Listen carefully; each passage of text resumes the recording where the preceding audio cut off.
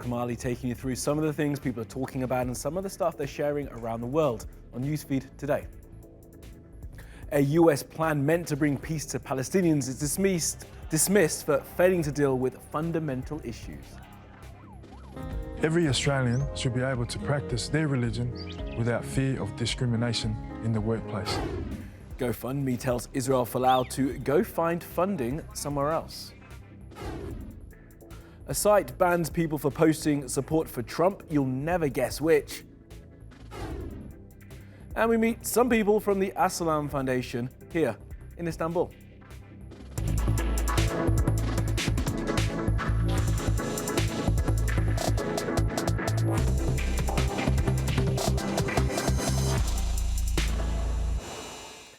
And top of our newsfeed, the US president's son-in-law has released his grand peace and prosperity plan for Palestine. Remember, a 38-year-old with no diplomatic experience who has worked for his family business all his adult life, taking on more responsibility when his father was sent to prison, is the man that Donald Trump has tasked with bringing peace to the Middle East. Now, it's taken a few years, but Jared Kushner's plan is now available in all its underwhelming, unworkable glory.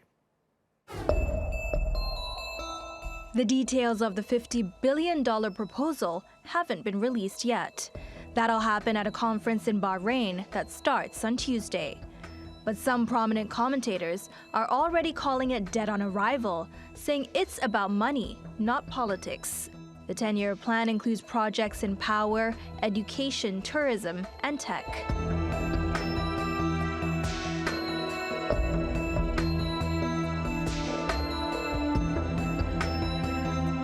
Jared Kushner says $27 billion will be spent in the Palestinian territories, and the remaining $23 billion split between Egypt, Lebanon, and Jordan.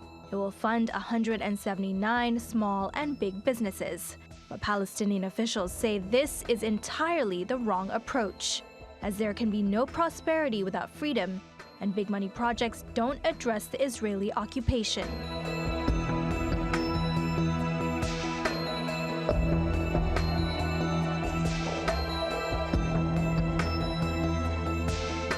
Palestinians have long suffered from electricity outages because the only power plant was bombed by Israel in 2016 in retaliation for the capture of an Israeli soldier.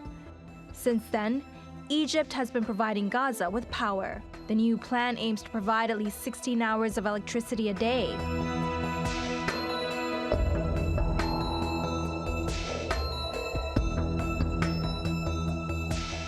A university is to be built in either Gaza or the West Bank, aiming to provide young people with quality education.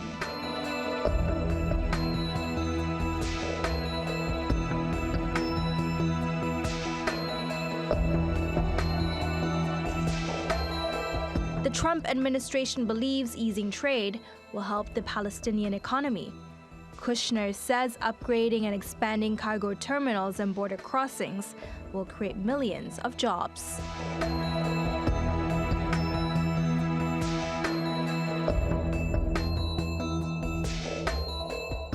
A new transportation network, including a highway and railway line between the West Bank and Gaza, is on the cards.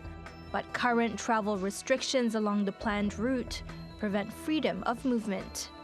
Several Gulf states, including Saudi Arabia, will participate in the Bahrain conference. But no representative of Palestinian President Mahmoud Abbas will attend. And some fundamental elements are missing from Kushner's plan. At no point does it mention Palestinian statehood or the right to return. Okay, let's take a look at some of the other things that caught our eye on social media.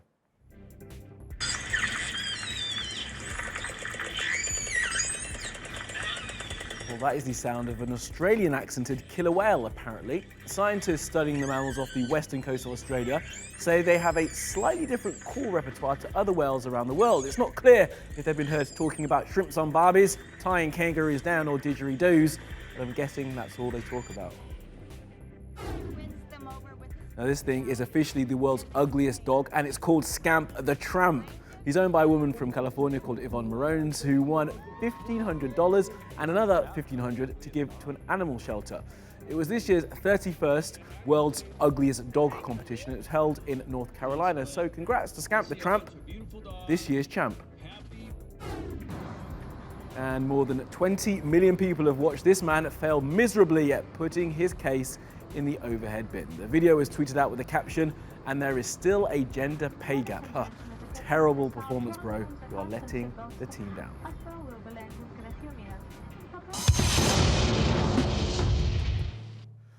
Well, the American manufactured crisis with Iran has had another knock-on effect, this one hurting an American ally and its national airline. Have a look at this.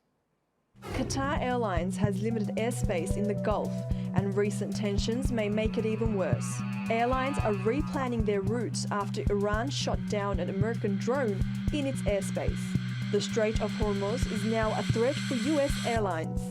US aviation officials warned American aircraft not to use Iranian airspace as they might risk being attacked. British Airways, Qantas, Lufthansa and KLM are among some of the carriers that are also rerouting their flights. As cancellations and rerouting plans are underway, Iran's Civil Aviation Organization said its airspace was safe for airlines to fly through. But what if things don't simmer down between Tehran and Washington? Rerouting will still be out of the question for Qatar Airlines. Since 2017, Qatar has been subjected to a land, sea and air blockade by the UAE, Egypt, Saudi Arabia and Bahrain. Qatar was forced to change its routes and use Iranian airspace for its flights. That's why if the tension escalates, things might get even more complicated for Qatar and its airline, because Qatar Airways could end up having no airspace to use as it will be surrounded by no-fly zones. Now, a successful rugby player in Australia called Israel Folau has been banned from playing for the national team because he's a homophobe. Folau is now suing Rugby Australia for breaking his $1 million contract, and he wanted to use other people's money to take the case to court. But he's going to have to take other people's money in a more traditional way after the crowdfunding site he was using banned him too. And I believe it is my duty as a Christian to share God's word.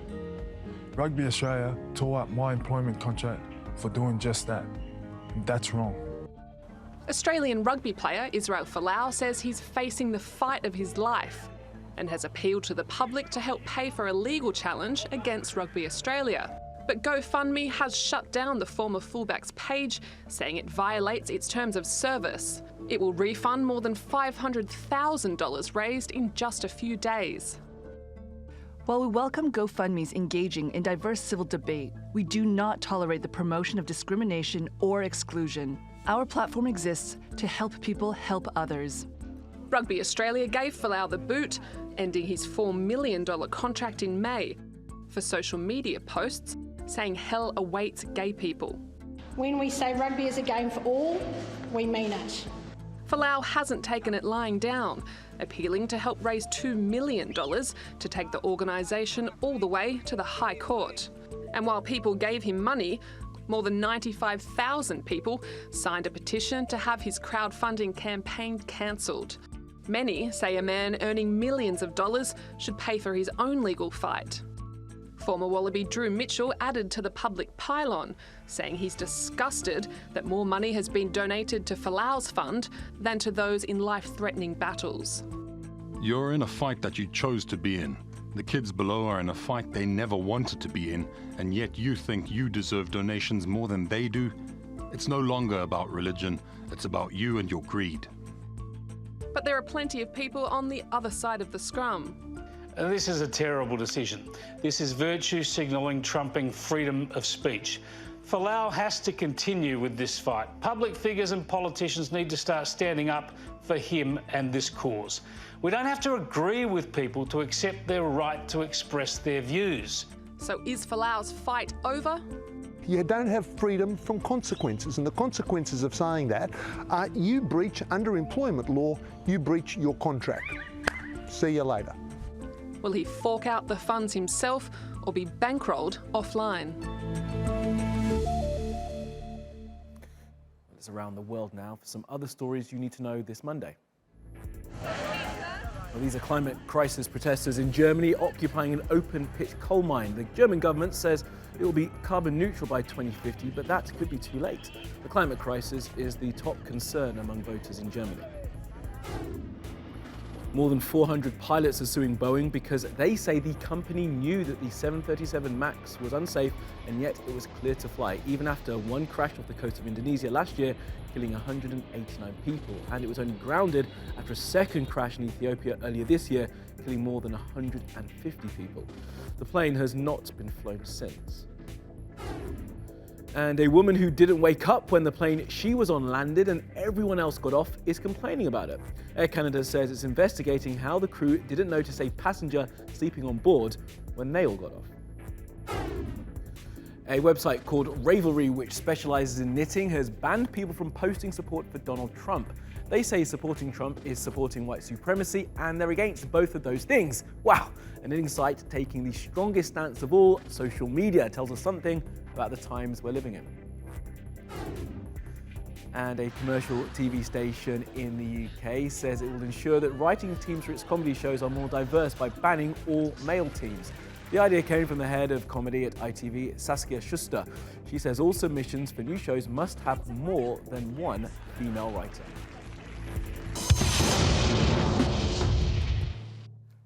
Well, next we go to meet some young people who are carrying on a mission here in Istanbul that began in Zanzibar a few years back. It's all about sustainability and cultural exchange. Take a look at this. Every kindness begins with a greeting.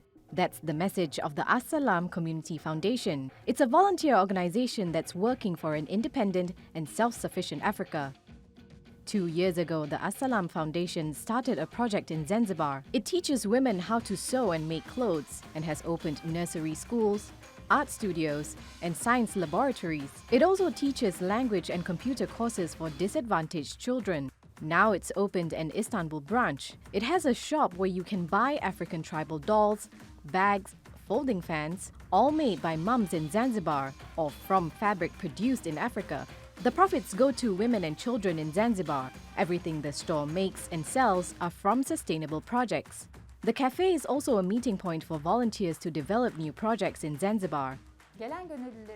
We want volunteers to feel like they are in Africa, so we make African dishes in our kitchen. We serve desserts with African spices, and our drinks has many different African coffee. We serve desserts with African spices, and our drinks has many different African coffee. The cafe is popular with African students.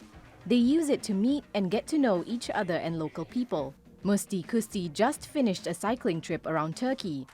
Its aim was to see the country and bring a little piece of Senegalese culture to those he met. He's called it Afrika dan Salam, meaning salute, peace from Africa. As Africans, we want to contribute to it because it's open for us. I will introduce a different friend each time I visit here, with the hope of better work. I'm trying to improve Assalam voluntary movement. As someone from Zanzibar, this movement in my hometown makes me believe I can achieve something. Because we were convinced that we could not do anything to help our country advance. But this project is doing that, and I want to contribute. If you're in Istanbul and can stop by the cafe to shop and eat, or join a workshop to learn how to play African music, make coffee, or cook its cuisine. And at the same time, you'll be supporting women and children in Zanzibar. And last up, have a look at this video from a zoo in Japan that was holding a lion escape drill. It's gone viral for reasons you're about to see. Now, as it looks, it's not exactly lifelike, and if it was a real lion, this guy just kind of mincing around, I'm not sure how the keepers would be able to keep themselves safe. As you can see, they've only got broomsticks and what looks like a net between them and the jaws of the king of the jungle. As you can see, the guy who is actually on the loose in the drill seems as confused as the rest of them. They don't look like they're actually able to stop him.